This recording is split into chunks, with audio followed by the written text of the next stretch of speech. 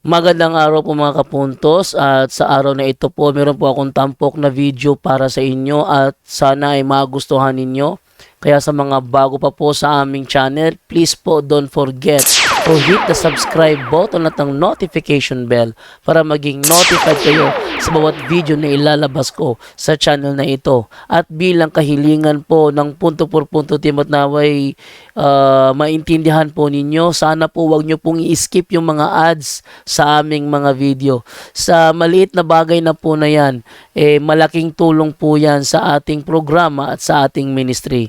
Sana po maunawaan po ninyo. Maraming salamat po, kaya wag na po natin patagalin. Simulan na po natin.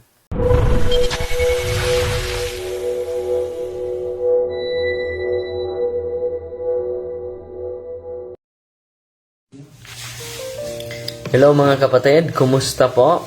Welcome po sa ating programa DYFB Facebook. At kumusta rin po kayo? Sa gabing ito ay isi-share natin yung karanasan natin sa isang pasyente na completely liberated na. Completely liberated na po yung isang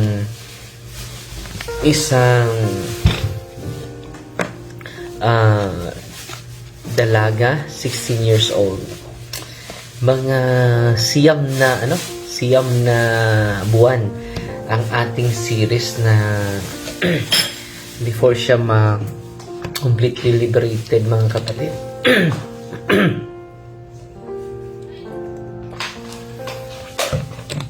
I-share ko sa inyo yung kanyang unique na experience. So, may karamdaman siya at merong grupo sa kanilang lugar, taga Sagbayan, Bohol siya. Merong grupo sa kanilang lugar, mga kapatid, na hindi, parang kulto, hindi matabla ng bala, hindi matabla ng kahit ano. At meron silang leader na albularyo. Itong leader na albularyo ay may taglay na kapangyarihan. So, dinala siya doon at dahan-dahan na open yung psychic ability niya. So, dahan-dahan na open, na buksan yung psychic ability ng batang ito. Isang dalagita, 16 years old. So, nung nabuksan yung kanyang psychic ability, mga kapatid, alam na niya, so, merong mamatay. Alam din niya na may mangyari sa'yo. So, mababasa niya yung mga hindi kanais-nais na pangyayari, mga kapatid. At makikita na yung mga kaluluwa, mga espiritu na gala, mga kapatid.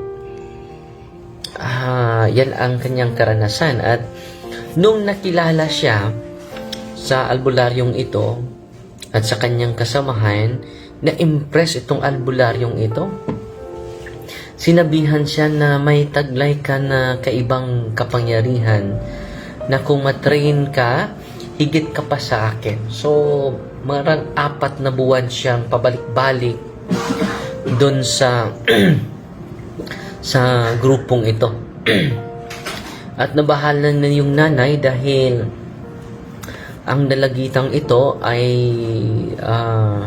makakita ng kahit anong espiritu. Dumubli na yung mga nakita niya, natatakot na siya, pero nagustuhan siya sa albularyong ito dahil sa taglay niya na psychic ability or third eye or psychic power. Ano ba yung psychic power? Malalaman mo na itong may darating na lindol, malalaman mo may darating na mga kalamidad, malalaman mo din yung so may taglay kapangyarihan na hindi normal, na malalaman mo yung kaibigan mo na mamatay sunod na araw. Yan po ay psychic power. At ang nangyari, mga kapatid, na amaze yung albularyong ito. So lagi siyang pinapunta sa kanilang grupo.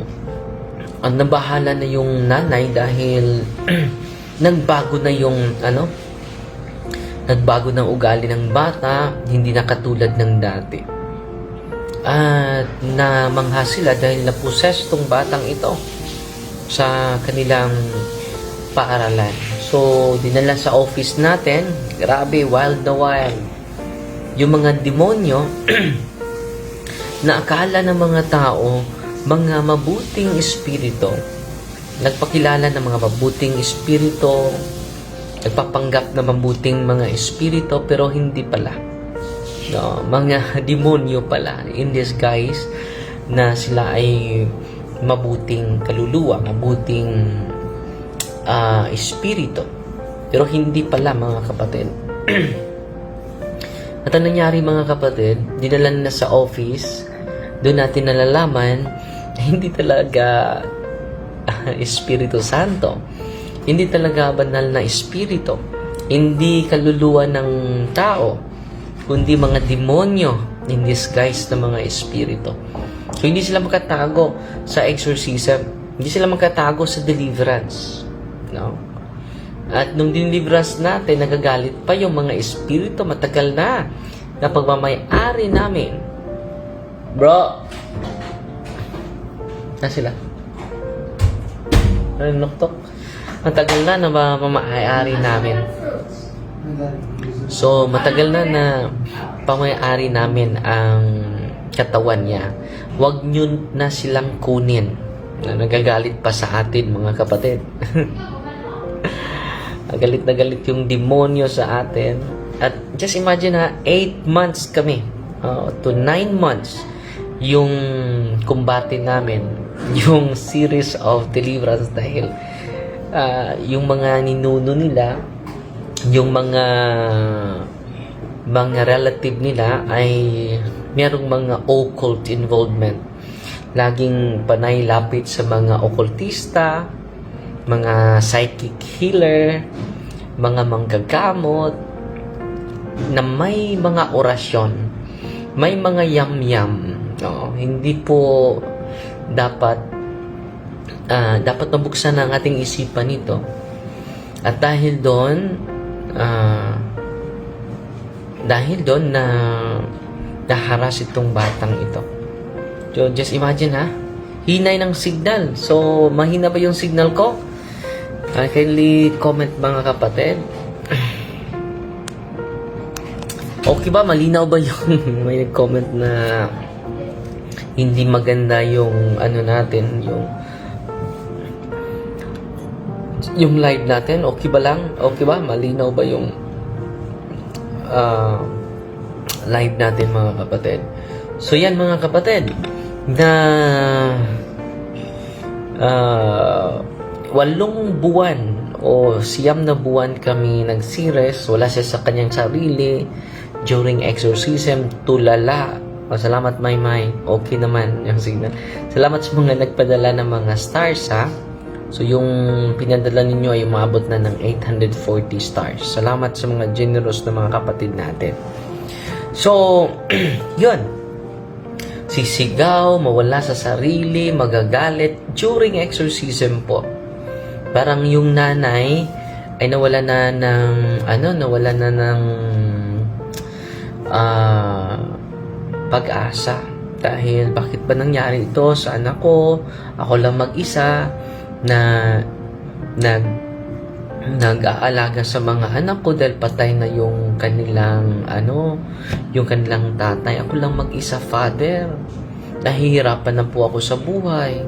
At ito pa ang nangyari sa anak ko. Siya po ang magulang sa mga anak ko. So, yan, mga kapatid. Na problema yung nanay. Sabi ko, magtiis ka lang. Patience is virtue. Huwag kang mawalan ng pag-asa. Sinabihan ko si nanay na huwag kang mawalan ng pag-asa. Tutulungan ka namin. Hindi kami ayaw hanggang pupunta ka dito. At bibigyan namin kayo ng series of exorcism and deliverance. Sa awa ng Diyos po, dininig ng Panginoon ang aming dasal. Bakit po? Completely liberated na po yung bata, very positive na po, wala na po siyang makikita, wala na po siyang maramdaman na mga ibang espiritu. So yan ang kapangyarihan na matanggap natin sa pamagitan ng sacramentals ng simbahan. Yan ang kapangyarihan ng kamay ng pare through the sacrament of Jesus entrusted to us. No? So kung mamulat yung mga kaparian, mga mahal natin na mga kaparian, sa kalagahan ng sacramental, sa kalagahan ng sacrament ni Kristo, sa buhay ng bawat isa natin, ay marami tayong matutulungan. Just imagine 8 months to 9 months. Pero salamat sa Diyos, meron tayong team at kung marami tayong mga kasamahan na kung puno yung schedule ko ay maka-accommodate sila. So empowerment ang sa atin mga kapatid. So kita-kita tayo sa Dipolog, Diocese of Dipolog this coming March at sa Usamis din. So dalawang probensya yung bibisitahin natin, Dipolog and Usamis po. Maraming salamat sa ating mga mahal na obispo na welcome tayo. Wala naman tayong ibang pakay to empower the people of God. Hoy, namis ako sa pinadala ninyo. You are so generous. Umaabot na ng 1,525 yung stars na pinadala ninyo. At yung nanay last Sunday, tuwang-tuwa po yung nanay. At makikita mo sa kanyang mata na sobra siyang galak, taos pusong nagpapasalamat. At sinabihan ko, nanay, dublihin natin at huwag niyong i-take for granted yung rule of life natin.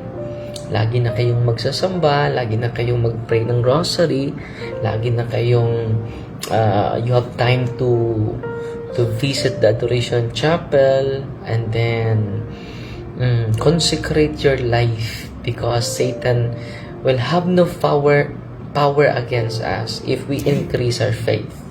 Yan lang ang sekreto mga kapatid. Tatagan natin yung pananampalataya natin. Yan ang advice natin ng ating unang Santo Papa si San Pedro, 1 Pedro 5:8 hanggang 9.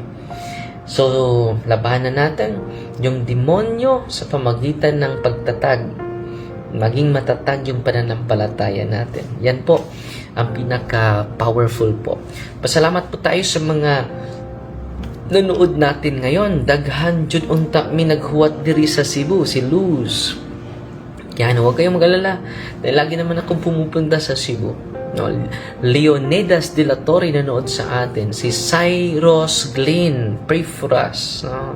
At si Jacqueline Lapore nanood sa atin. Sheila Beto nagpadala sa atin ng 50 stars. Leona Gubantes, hoy, nagpadala sa atin ng 100 stars. Salamat po. Si Kami Kuna Junaline from USA. Ino Ray Carion nanood sa atin. At si Mabel Junico, sleep na mama.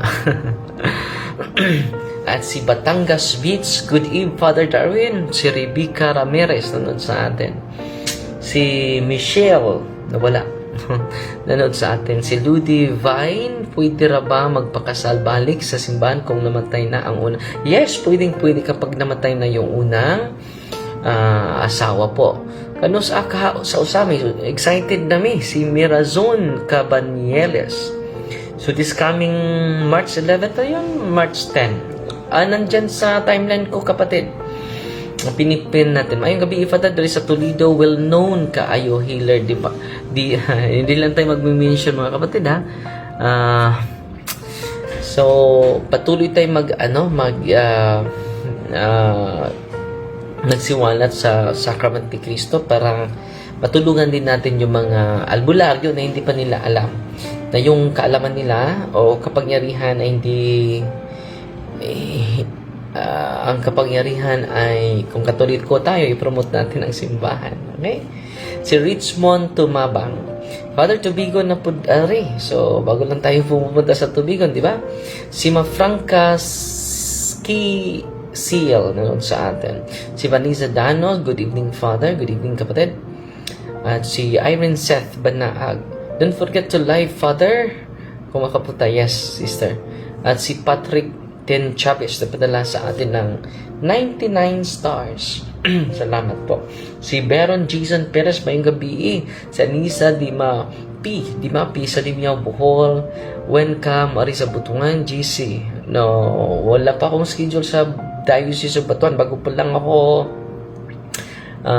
galing dyan. Yes, Tony. Hope makita na namo in person, Father, in God's time. Yes. At si kapatid na Toing Kola, i-appeal mi sa imong prayer padre kay di town mi sa bukid sa Norway. Walay Catholic Church dire, wala na ko'y simba-simba. 5 years na.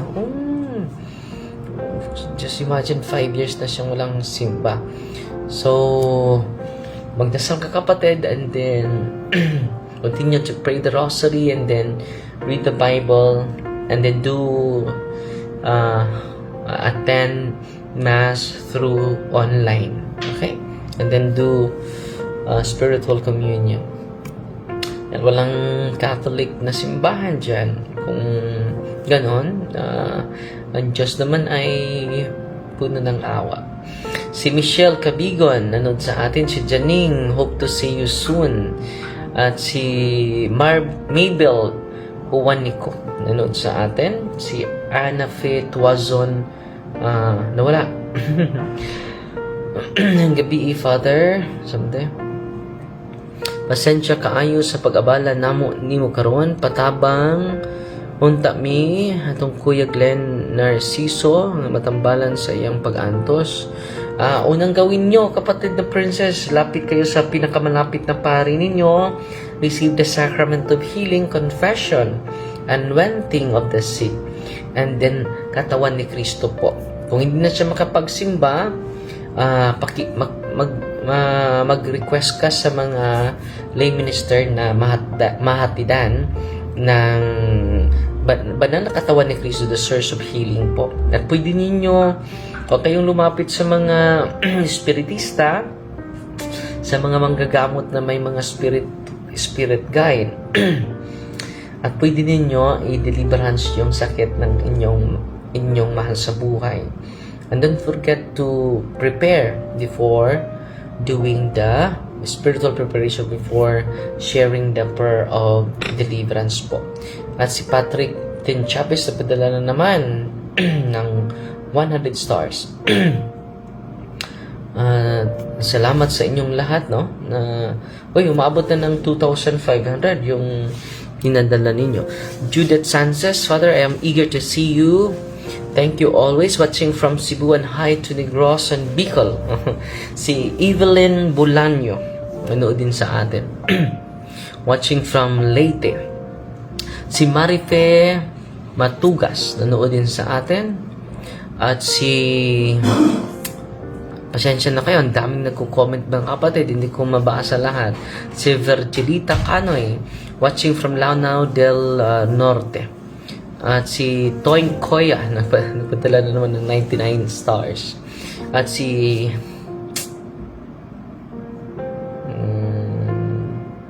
ang dalimang wala, si Pearly, nanood sa atin. At si Beth Kabatingan, good evening Father. Teresa Felix Moreno, watching from Lebanon. Si Riby Francisco Santiana, God bless you Father. Please include to your prayers all OFW sa Middle East po. Ingat po kayo dyan, mahal na mga kapatid. At si Merlin Bolchador, tiri unta pagadi Andre, makaanhi unta ta na pohon. At si Aileen Otero, nanood sa atin, Batangas, San Jose, Batangas. At si Salostia Kapong, nanood sa atin ngayon. At si Ana Fe Tuason, nanood din sa atin. Ang dami nagko-comment, mga kapatid, hindi ko na mabasa. At si Kamikona Junalin, no? Father, pray for me and family. Wala din ako samba-samba, Father, 4 years na din. So, sana makasamba ka, no, kapatid? Uy, ang dami nagpadala ng stars. Umabot na ng 3,243. Salamat po sa mga generous na nagpadala ng mga stars. Hindi ko mabasa lahat. Si Chris Pulon Jujo, watching Father Darwin, watching from Zamboanga, Kabasalan, Zamboanga, no? At si Hi Father, watching from Hong Kong. At si Kamikona Junalin, nagpadala na naman ng stars. Salamat po. So, umabot na ng, uy, ang dami ng pinadala ninyo. Umabot na ng 4,200. Kanina 2,000 lang. Ang daming nag-comment, hindi ko mabasa, mga kapatid, ha? Na puno. Sarah Handungan Hontelia, good evening. Si Ana Fe Tuazon from Cebu City. At si Ryan Michael Rosete. Father, ibalik sa inyo ang schedule diri sa Cebu kay para magkita nami sa akong igsuon, one of your ministry, Leo Rosete. In God's time, kapatid. Velma Santa Rosa, Father, unsa nga deliverance prayer akong i-pray kung mag-deliverance ko sa akong anak? So, nandyan pinupost natin. Kindly visit our punto per punto staff Facebook page. Punto per punto staff Facebook page po. And then don't forget to practice cares, ha? Hindi dapat nanggamit kayo ng prayer ng simbahan without practicing cares. Noon din natin si Brother Edgar Laugan, ating kapatid na very dedicated and committed in propagation of the good news and the teachings of the church. Kindly follow and subscribe Edgar Laugan sa kanyang YouTube channel. At si Rodilia Simeon, watching from South Cotabato. Si Joyce Lim, nanood sa atin. Si Rosa Tabay, nagpadala sa atin ng 100 stars. At si Kathy Lingan Iron, watching from Tagbilaran City. Si Nancy Rosales from Thailand. Si Eugene Gapon, nanood sa atin. Kita tayo, Brother Eugene, sa Dipolog ni Phil Bernazol Ubas. Oy, ang laki ng sinishare sa ating kapatid. 500 stars. Si Michelle Cabigon 3. Mahuman ang New Delhi. Wala. Si Tuting Berhes sa Baybaylite. Si Hill Iskaran. At si Sister Imper. Kumusta ka na, Sister Imper? Sana nasa mabuting kalagayan ang ating kapatid ng mother. Watching from Nueva Ecija, si Sister Z, nawala.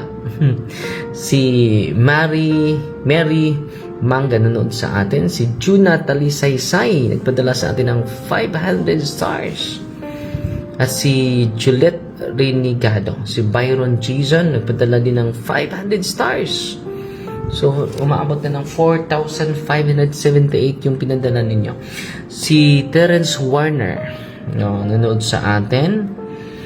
Hindi ko mabasa lahat, pasensya na po. Si Risa Maratas at si Terence Warner, 100 stars. Si Jadine, nanood sa atin. Si Nini Malina sa California. Si Miss Tyne sa Cebu City. Si Willie, wala. Si Lucy, wala din. Ana Fetuason, nanood sa atin. Nakaduaw jud si Nanay Tunia. May nakadalikyat sa imo ha, sister, diya sa